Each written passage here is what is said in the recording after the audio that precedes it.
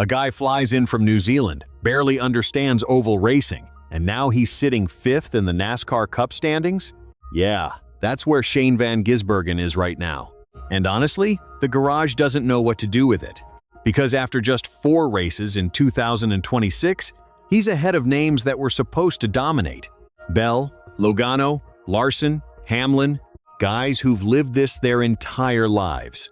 And somehow, SVG just shows up and starts passing them. So what actually happened? Because this didn't just happen overnight.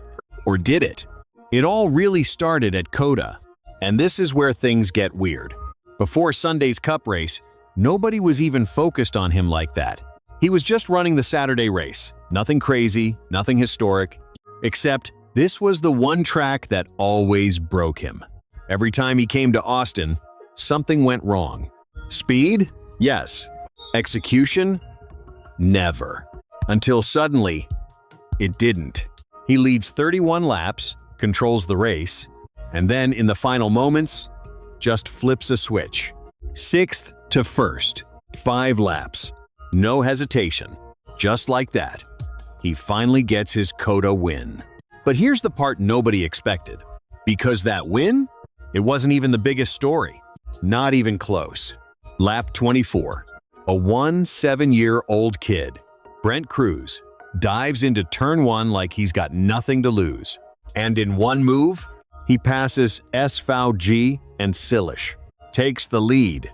17 years old. And for 5 laps, he holds it. Calm, aggressive, fearless.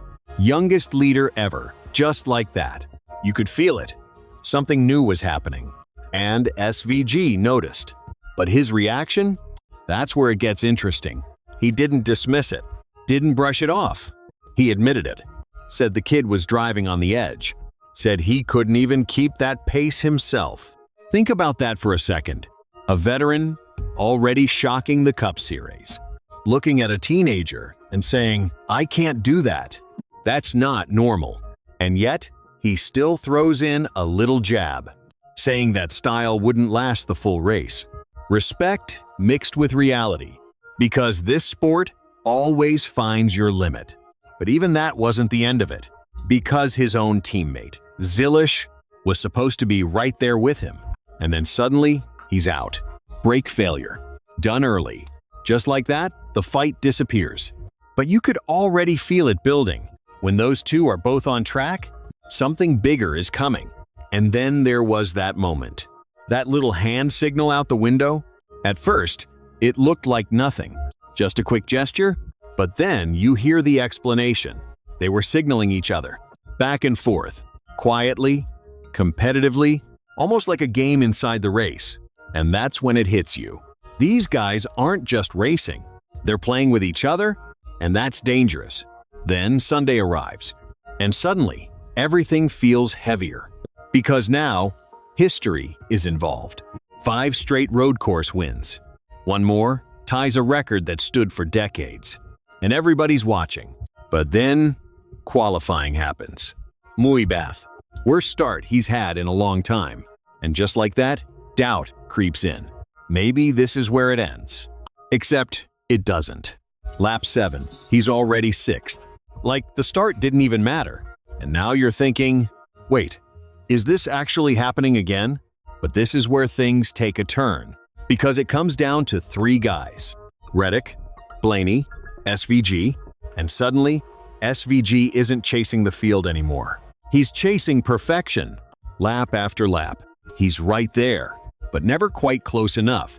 Turn 20, every time. Reddick just pulls away. Same corner, same gap. Again, and again, and again. And you can feel it slipping. No mistakes, no openings, nothing. And just like that, it's over. 2nd place. Streak gone. And here's the crazy part. He doesn't make excuses, doesn't blame the car, doesn't blame luck. He just says it straight. I got beaten by someone better. That kind of honesty, you don't hear it often. But it also tells you something else. He knows exactly where he stands. And that's not even the craziest part. Because that 2nd place, it launches him up the standings. 5th overall, after barely being inside the top 15 before. Let that sink in. Then comes Phoenix. An oval. His weakness. The kind of track that used to completely expose him. Even he admits it. Hoping for maybe a top 15? Nothing crazy, but what actually happens makes no sense. Lap 95, tire failure. He's done. Or at least, he should be. Falls off the lead lap. Race basically over, except it isn't. Free pass. Back in it. Then chaos hits. Crash. Another incident. More cautions. The race turns into survival. 12 yellow flags. Cars spinning everywhere. And somehow, he keeps going. Keeps passing cars. Keeps finding space. And by the end, he finishes 11th. After all of that, even insiders couldn't explain it. Literally saying, I have no idea how that happened. And honestly, neither does anyone else. Because this isn't just improvement anymore. This feels like something clicking. Something accelerating. Like he's figuring it out faster than he should. Even other drivers are starting to notice. Joking about it, but not really joking. Saying he's going to win on an oval soon. And that's when it gets uncomfortable. Because if that happens, what exactly is stopping him? He says he's still learning. Still figuring things out. But every week, he's getting closer. From running 30th to consistently sitting inside the top 15, and now knocking on the door of something bigger. And here's the part nobody wants to admit. The rest of the field can't just copy him. They've tried. But style like that? It doesn't transfer. It doesn't translate. It just exists. And if that's true, then what happens when he fully figures out ovals? Because right now, he's already 5th. So the real question is, are we watching a hot start? Or the moment everything in NASCAR quietly started to shift?